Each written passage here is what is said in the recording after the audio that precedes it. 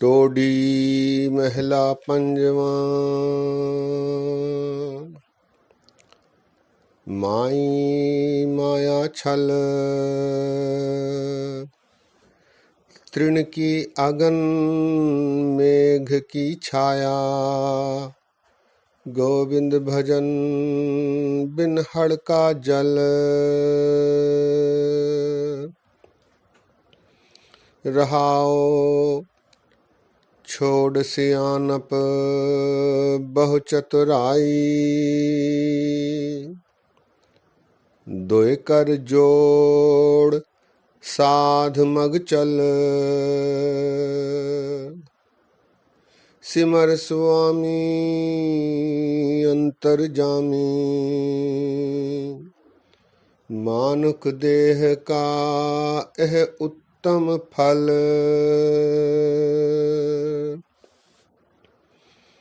वेद बखियान करत साधु जन,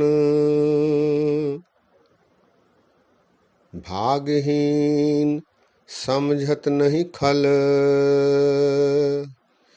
प्रेम भगत राचे जन नानक,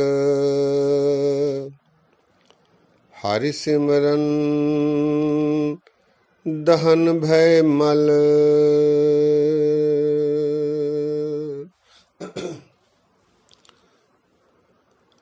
सत्कार योग साथ संगत जी, वाहिगुरु जी का खालसा, वाहिगुरु जी की फतेह। आज हम इस शब्द पर संक्षिप्त रूप से विचार साझे करेंगे। ये शब्द राग टोडी में है। गुरु अर्जन देव जी महाराज जी ने ये शब्द हमें बख्शा है। ये शब्द गुरु ग्रंथ साहब जी में 717 अंग पर शोभायमान हैं। इस शब्द में गुरु अर्जन देव जी महाराज ने माया के संबंध में अपने विचार रखे हैं। मनुष्य को चेतावनी देते हुए गुरु महाराज उपदेश देते हैं कि इस माया से बचने की नितांत आवश्यकता है। संसार में मनुष्य को परमात्मा में लीन होने के लिए सबसे बड़ी बाधा माया है। माया अर्थात केवल धन नहीं,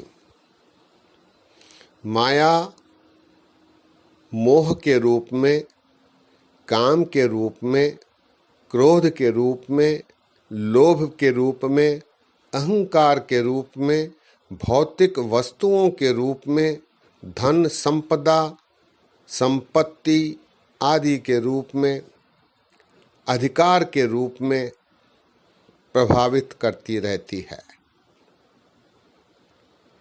इस माया से बचने और इसके स्वरूपों का संक्षिप्त संकेत गुरु अर्जन देव जी महाराज ने इस शब्द के माध्यम से हमें दिया है।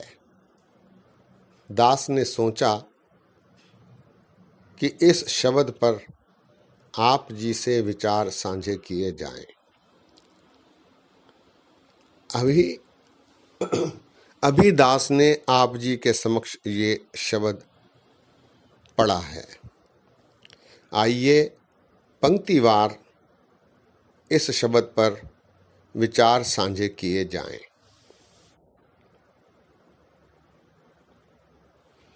माई माया छल। गुरु अर्जन देव जी महाराज इस शब्द में माई को संबोधित करते हुए अपने विचार प्रस्तुत कर रहे हैं। माई अर्थात माँ, बहन। माई माया छल। हे माई, ये जो माया है वो एक छलावा है, धोखा है। कैसे? आगे महाराज कहते हैं, तृण की अग्नि मेघ की छाया। ये जो माया है ये चपल और चंचल है। कतंच चपल मोहनी रूपं पेखन्ते त्यागं करोति।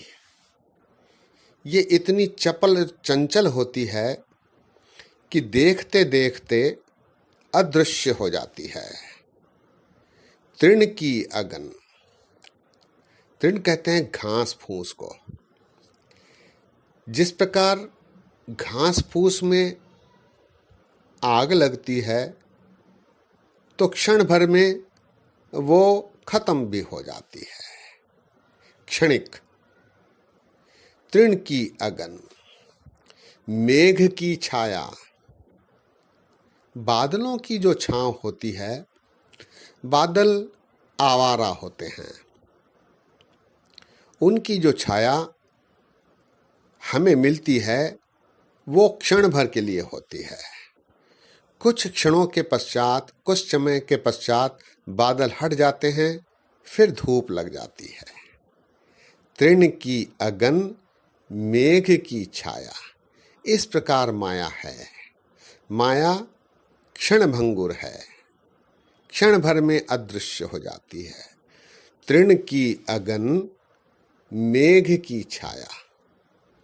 गोविंद भजन बिन हड़ का जल।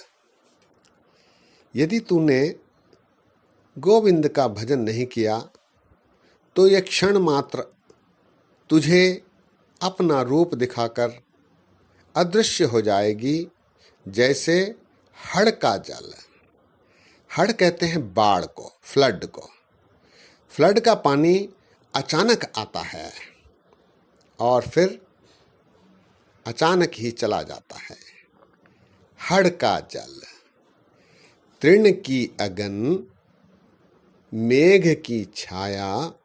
गोविंद भजन बिन हड़ का जल। रहाओ। फिर महाराज इससे सुचेत रहने के लिए अगली पंक्ति में उपदेश देते हैं कि ऐसी माया से बचने के लिए छोड़ सियानप बहु चतुराई। हे माई, तू अपनी सियानप, अपनी चतुराई को छोड़ दे। इस चतुराई के माध्यम से, इस सियानप के माध्यम से यदि तू माया प्राप्ति के प्रयत्न करेगा तो निष्फल रहेगा। छोड़ सियानप बहु चतुराई। फिर क्या किया जाए?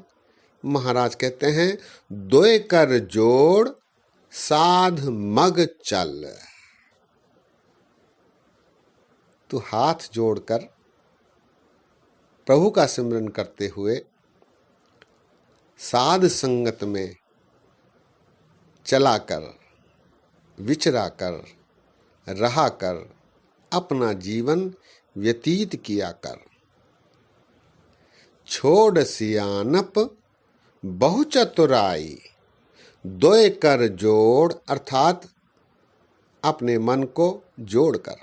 दोय कर जोड़ साध मग चल। साध अर्थात साध संगत, इनमें रहा कर। साध मग चल अर्थात साधुओं के साथ रहा कर, सत्संगियों के साथ रहा कर, उनके साथ चला कर।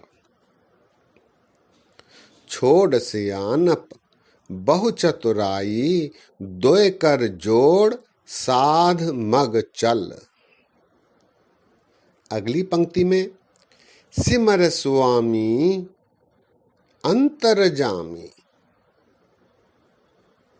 अंतर्जामी परमात्मा स्वामी को सिमरा कर, उसका सिमरन कर, उसके बताए उपदेशों पर चलने की कोशिश, प्रयत्न कर। सिमर स्वामी अंतर्जामी, अंतर्जामी अर्थात परमात्मा। मानुख देह का यह उत्तम फल। ये जो मनुख देह तूने पाई है, उसका सबसे अच्छा फल यही हो सकता है कि तू परमात्मा का सिमरन कर, परमात्मा के बताए आदर्शों पर चल और अपना जीवन सफल कर। सिमर स्वामी अंतर्जामी, मानुख देह का यह उत्तम फल। अगली पंक्ति में महाराज एक दृष्टांत दे रहे हैं। वेद बखियान करत साधु जन। हे माई, ये सारे धर्म ग्रंथ, सारे धर्म के प्रचारक साधुजन तुझे समझा रहे हैं, उपदेश दे रहे हैं। प्रभु का संदेश उनके माध्यम से तुझे प्राप्त हो रहा है। वेद बखियान करत साधुजन। वेद से तात्पर्य है धर्म ग्रंथ, सारी अच्छी बातें बताने वाले सारे धर्मों के ग्रंथ। वेद बखियान करत साधुजन। महाराज यहां कहते हैं कि हे मनुख, भाग्यहीन समझत नहीं खल। हे भाग्यहीन मनुख, तू इसको समझ नहीं पा रहा, अपनी मूर्खता में ही व्याप्त है, लिप्त है। खल कहते हैं मूर्ख, मूर्ख। भाग्यहीन समझत नहीं खल। अपनी मूर्खतापूर्ण व्यवहार से तू अपने भाग्य को बिगाड़ते हुए इन साधुजनों की बातें, उपदेश ग्रहण करने से चूक रहा है। वेद बखियान करत साधुजन, भाग्यहीन समझत नहीं खल। अंत में महाराज कहते हैं, प्रेम भगत राचे जन नानक।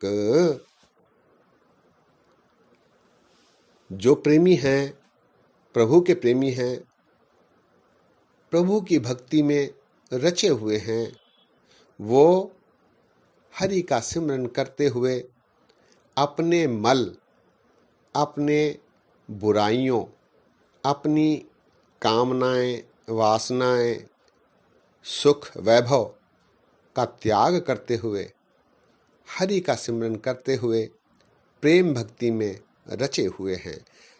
प्रेम भगत राचे जन नानक, हर सिमरन दहन भय मल। दहन कहते हैं जलने को, मल कहते हैं बुराइयों को, वासनाओं को। प्रेम भक्ति में जो मनुख हरि के सिमरन में लीन रहते हैं, फिर उनके बुरी कामनाएं, वासनाएं जल जाती हैं। प्रेम भगत राचे जन नानक, हरि सिमरन दहन भय मल। शब्द एक बार फिर। माई माया छल, तृण की अग्नि मेघ की छाया, गोविंद भजन बिन हड़ का जल। रहाओ छोड़ सियानप बहु चतुराई, दोय कर जोड़ साध मग चल। सिमर स्वामी अंतर्जामी, मानुख देह का यह उत्तम फल।